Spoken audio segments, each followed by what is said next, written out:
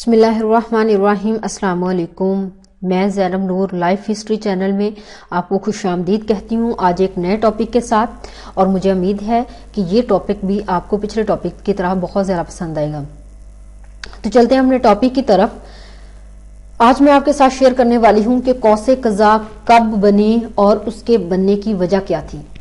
جب خدا نے دیکھا کہ زمین پر انسان کی بدی بہت بڑھ گئی ہے اور انسان کے خیالات بہت برے ہو گئے ہیں، تب خدا نے انسان کو تخلیق کرنے پر ملول ہوا اور اس نے اعلان کیا کہ میں نے جس انسان کو خلق کیا اس کو اس دنیا سے مٹا دوں گا، بلکہ چوپایوں اور پرندوں کو بھی ختم کر ڈالوں گا۔ لیکن خدا نوح علیہ السلام سے خوش ہوا کیونکہ نوح علیہ السلام راست باز اور بے عیب تھا۔ خدا نے نوح علیہ السلام کو ایک کشتی بنانے کا حکم دیا۔ خدا نے نوح علیہ السلام سے کہا، میں زمین پر ایک سیلاب لانے والا ہوں جس سے دنیا کی ہر زندہ چیز تباہ ہو جائے گی، اس لیے تم اپنی بیوی، بیٹوں اور بہوؤں کو ساتھ لے کر کشتی میں لے جانا۔ پرندوں، جانوروں میں سے ہر قسم کے 2 جوڑے بھی ساتھ لے لینا تاکہ تم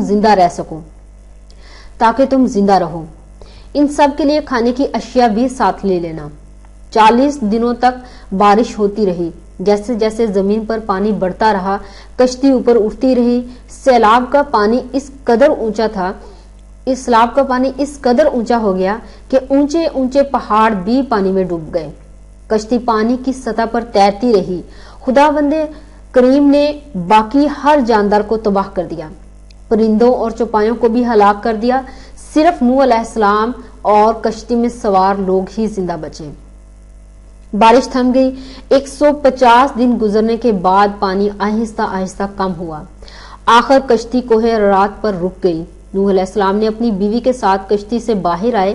ان کے بیٹے اور بہویں بھی کشتی سے باہر آئیں اور ان کے پیچھے پیچھے چوپائے، پرندے اور دوسرے ہر قسم کے جانور بھی باہر آئے۔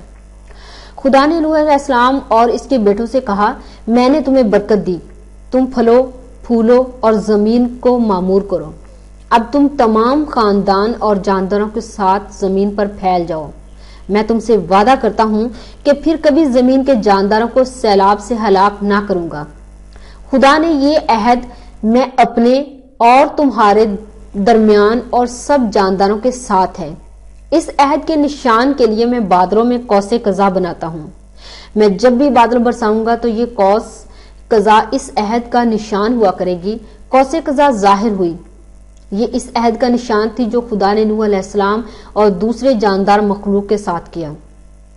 تو دوستو، یہ چھوٹی سی معلومات تھی قوس قزح کے بارے میں کہ اس کا نمودار ہونا جو ہم دیکھتے ہیں بارش کے بعد کب ہوئی اور اس کی ریزن کیا تھی بننے کی، یہ میں نے آپ کے ساتھ آج شیئر کی ہے۔ مجھے امید ہے کہ آپ کو اچھی لگی ہوگی، اور اچھی لگنے کا مطلب یہ ہے کہ آپ کمنٹ اور لائک ضرور کریں گے۔ دعاؤں میں یاد رکھیے گا اور اپنا بہت سارا خیال رکھیے گا۔ اللہ حافظ۔